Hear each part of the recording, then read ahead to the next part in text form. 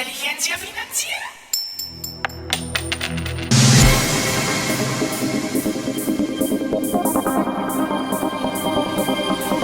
Bienvenidos a inteligenciafinanciera.com.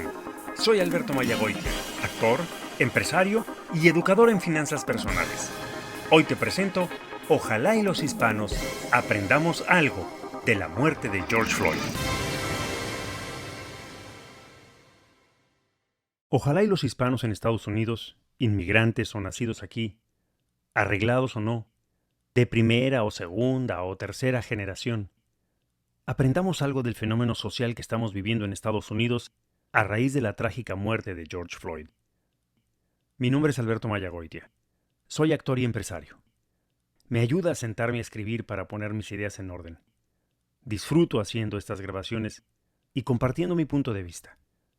No tienes que estar de acuerdo. Y si no lo estás, me va a encantar platicar, debatir sanamente y aprender de tu punto de vista. Nací en la Ciudad de México. Mi padre era mexicano y mi mamá es norteamericana. México y Estados Unidos son mis dos países. Soy de los dos países. Trabajo y hago negocios en los dos países. Tengo familia en los dos países.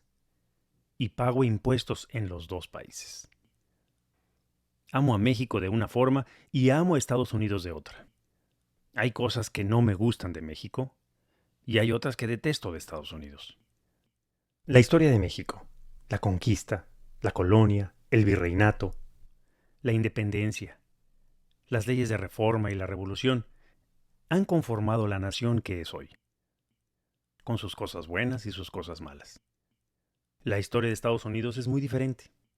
Los peregrinos del Mayflower, las 13 colonias, la independencia, la guerra civil, los Estados Confederados y finalmente los Estados Unidos. Todos ellos son hechos que han conformado la nación que es hoy. Sin embargo, hay un capítulo que marca hasta nuestros días la historia pasada y presente de los Estados Unidos: la esclavitud. También en México hubo esclavitud en tiempos de la colonia, aunque a veces se nos olvide, y en la historia de México ese capítulo parece no ser tan actual o no tan incómodo en nuestros días. Estados Unidos tiene una herida que no ha cicatrizado, pese a la evolución de la esclavitud por Abraham Lincoln, tal como a todos nos enseñaron en la escuela, pese a la lucha contra la segregación en los años 50, aún después del movimiento por la conquista de los derechos civiles de los negros en los 60, el voto, la integración, el derecho a estudiar y trabajar junto a los blancos, pese a Martin Luther King y Rosa Parks, en Estados Unidos, hoy por hoy, la población afroamericana vive en condiciones de desigualdad social y desventaja económica. Es un hecho, es una realidad, aunque muchos, ciudadanos o políticos, les cueste reconocerlo. Si eres negro en Estados Unidos, tienes más posibilidades de ir a la cárcel, de morir de COVID-19, de no terminar la preparatoria y de no terminar la universidad. Si eres negro en Estados Unidos y eres hombre, tienes 2.5 más posibilidades de morir en un encuentro con la policía. De acuerdo a un artículo de la Universidad de Michigan, morir en manos de la policía es la sexta causa de muerte para los hombres negros de entre 25 y 35 años. De acuerdo a un artículo del LA Times, actualmente 1 de cada 1,000 jóvenes u hombres negros puede esperar morir en manos de la policía. Tengo la percepción de que los inmigrantes hispanos en Estados Unidos estamos poco familiarizados con la profundidad de este tema. Como si dijéramos, ese no es mi problema. O bien, como si dijéramos, como no es mi país, yo no tengo nada que ver. O esta otra, yo ya bastante problema tengo con ser inmigrante indocumentado como para además preocuparme por los negros. A mí también me discriminan. Y otras cosas por el estilo. Déjame plantearte una perspectiva que te pueda ayudar a entender un poco más por qué, desde la trágica muerte de George Floyd, quien murió asfixiado por un policía de Minneapolis, hemos vivido en Estados Unidos los días de más intensa turbulencia social en los últimos años. Veamos. Mientras que los afroamericanos y los hispanos constituyen el 32% de la población de Estados Unidos, representan el 65% de toda la población de personas encarceladas en los Estados Unidos en el año 2015, según la National Association for the Advancement of the Colored People, NAACP, por sus siglas en inglés, o Asociación Nacional para el Progreso de la Gente de Color. ¿Qué te dice esto? ¿Que hay más negros en las cárceles porque se portan más mal? ¿O porque las oportunidades limitadas que tuvieron los orillaron a delinquir? En el libro The New Jim Crow, la autora Michelle Alexander afirma que hoy hay más afroamericanos en las cárceles de Estados Unidos que lo que hubo de esclavos hace 160 años. No es porque se porten más mal, repito, es que los detienen y encarcelan con más frecuencia. Además, el haber caído en la cárcel deja una marca psicológica y social de la que es muy difícil salir y que solamente hace el problema mayor y refuerza el círculo vicioso. En el debate nacional hoy por hoy, se habla de que la misma falta, sea un delito menor o una falta administrativa, como por ejemplo tener fundida la luz trasera de tu automóvil, será sancionada más fuertemente por la policía y el sistema judicial si la misma es realizada por un negro que por un blanco. A mí me pasó. A mí, Alberto Mayagoitia, porque tengo el privilegio de ser blanco, y a Philando Castile, que no tiene ese privilegio, también le pasó. A mí el policía me dio una advertencia y me dio 10 días para arreglar la luz trasera de mi carro. A Philando, el policía le disparó en ese mismo momento, sin más ni más. El problema no es lo que hacen o no hacen los negros. El problema es el sistema que está detrás y que empieza por el comportamiento de la policía y que provoca que sean encarcelados más que otros grupos o etnias. Las protestas y los saqueos empezaron en Minneapolis el día 26 de mayo, un día después de que surgió el video de la muerte de George Floyd. El video es tan claro que no deja lugar a duda. George Floyd se murió mientras el policía lo estrangulaba apoyando su rodilla en el cuello. Pero ¿cuántos George Floyd no han muerto? Eso nunca lo vamos a saber. Todos los días, la policía, obviamente no todos los policías, ni en todos los casos, abusa de su poder y oprime y reprime a la población negra. En el año 2012, en Florida, tras ir a comprar dulces, Trayvon Martin, de 17 años, fue ejecutado por un señor de apellido Zimmerman, quien fungía como el vigilante del vecindario, solo porque su sudadera con capucha le pareció sospechosa. Si bien Zimmerman no era policía como tal, el jurado no lo encontró culpable. Este caso es el que desencadena el movimiento Black Lives Matter y el hashtag BLM. En el 2015, Walter Scott, en Charleston, Carolina del Sur, es detenido porque la luz trasera de su carro no prendía. Existe un video grabado por un testigo que muestra cómo el policía, de apellido Slager, blanco, le dispara por la espalda. 9 disparos en total. Slager hoy en día está encarcelado, purgando una condena de 20 años.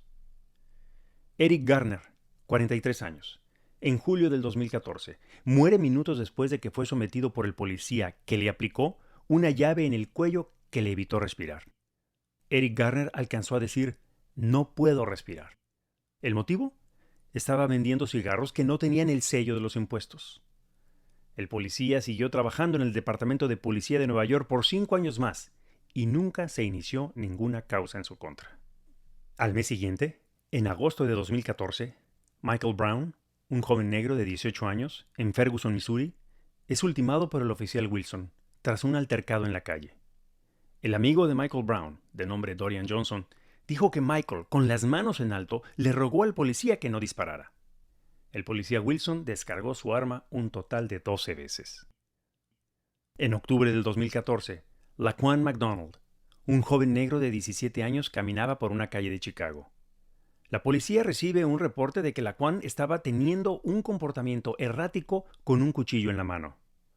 La autopsia reveló que de los 16 disparos que recibió, algunos de ellos fueron por la espalda. El oficial Jason Van Dyke ya tenía 20 quejas por abuso de autoridad o por el uso de lenguaje racista. Tamir Rice, de tan solo 12 años, jugando con una pistola de juguete en el parque. La pistola no tenía la punta color naranja que hubiera indicado que se trataba de una pistola de juguete. La pregunta es si el policía hubiera reaccionado igual si el niño hubiera sido blanco. El policía que lo mató fue exonerado. La lista sigue. Freddie Gray, en Baltimore, muere mientras estaba en custodia de la policía. Ninguno de los oficiales fue detenido ni encausado por ningún delito. Sandra Bland, en Texas. Aparentemente se suicidó dentro de su celda, donde se encontraba detenida tras una infracción de tráfico porque no puso la luz direccional. El policía, de apellido Encinia, tenía un historial de haber levantado 1,600 infracciones de tráfico. Hay afirmaciones de que Sandra ya estaba muerta cuando llegó a la estación de policía. Julio de 2016, Philando Castile conducía con su novia Diamond Reynolds y su hija de 4 años, cuando a las 9 de la noche Yáñez y otro oficial los detienen en un suburbio de Minnesota porque se parecía al sospechoso de un crimen. Después de que le pidiera su licencia y su registro, Castile le dijo al oficial Yáñez que tenía una arma de fuego en el carro. Castile tenía una licencia para portar el arma, a lo que Yáñez respondió: «No la saques». Castile respondió: «No la estoy sacando». Y la novia también dijo: «No la está sacando». Yáñez repitió: «No la saques». Y luego le disparó a Castile a corta distancia 7 veces. Con todo, y que Reynolds grabó todo con su teléfono y que fue transmitido en vivo por medio de Facebook Live, el policía es encausado, pero no es encontrado culpable. Bodham James, cuando se encontraba en su propia casa en Dallas, es ultimado por una policía mujer de apellido Geiger. A la oficial Geiger le dieron 10 años de cárcel. Breonna Taylor, en un altercado con policías vestidos de civiles, pierde la vida en su propia casa. Los policías no han sido arrestados. En este mismo año 2020, en febrero, Ahmaud Arbery, en Georgia, salió a hacer ejercicio y fue perseguido por 2 hombres blancos, padre e hijo. El padre, ex policía. ¿Salieron a perseguirlo solo por ser negro? El caso tiene todos los tintes de un linchamiento. Los sospechosos no fueron detenidos sino hasta 74 días después, con todo y que se contaba con la evidencia de un video tomado por un testigo.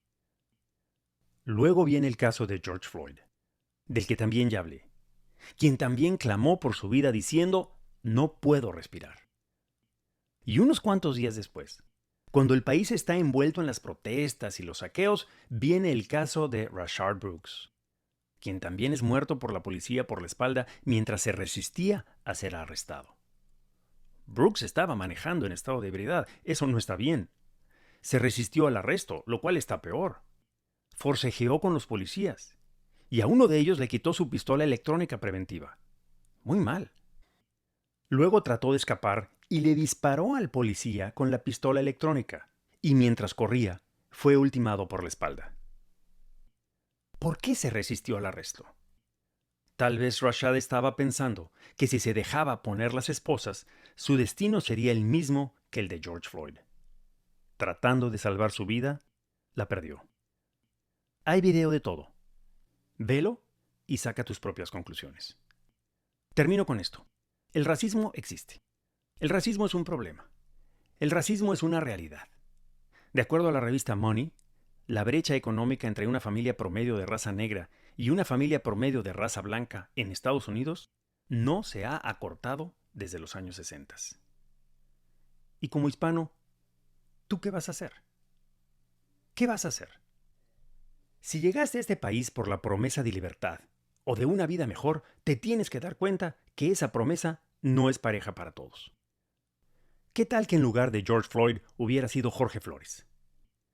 Por un lado pienso que los hispanos en Estados Unidos tendríamos que estar más indignados porque un hispano hubiera muerto asfixiado con toda sangre fría por un policía.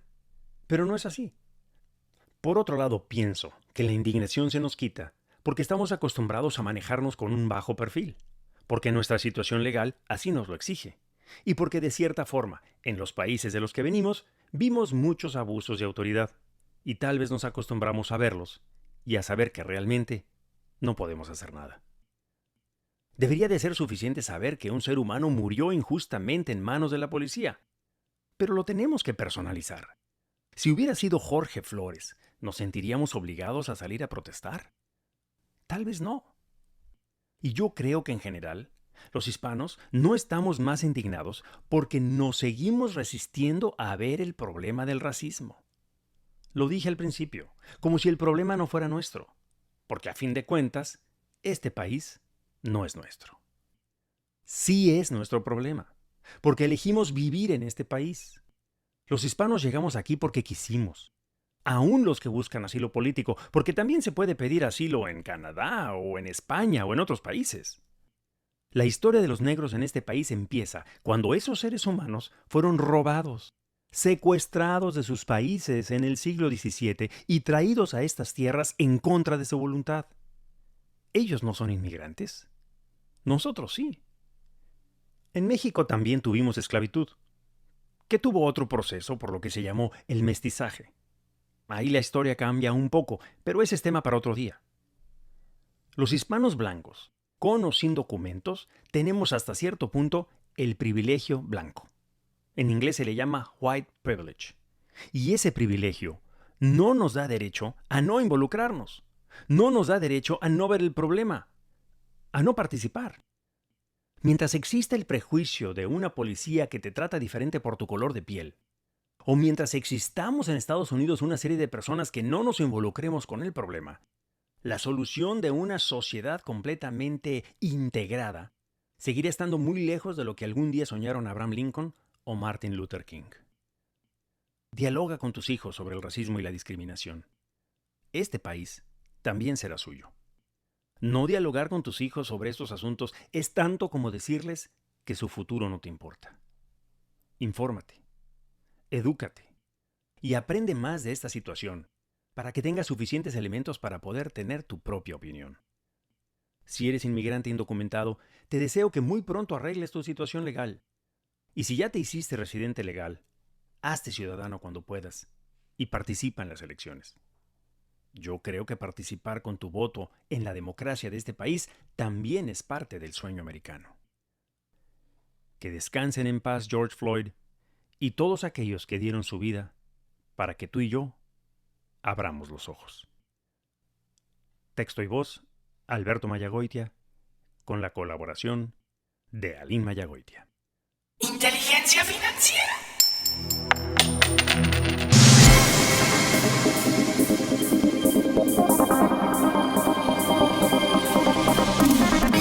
¿Cuándo fue la última vez que aprendiste una nueva manera de ganar dinero? Nos interesa saber tu opinión, sobre todo en un tema tan controvertido como la igualdad racial. Puedes escribir tus dudas y comentarios en esta plataforma o en nuestro blog en inteligenciafinanciera.com. Gracias por tu atención. Soy Alberto Mayagoitia. Me apasiona enseñar y compartir información sobre finanzas personales y prosperidad. Mis consejos y opiniones no deben de suplir la asesoría de un profesional. Consulta con abogados y asesores financieros en tu localidad. Inteligencia financiera.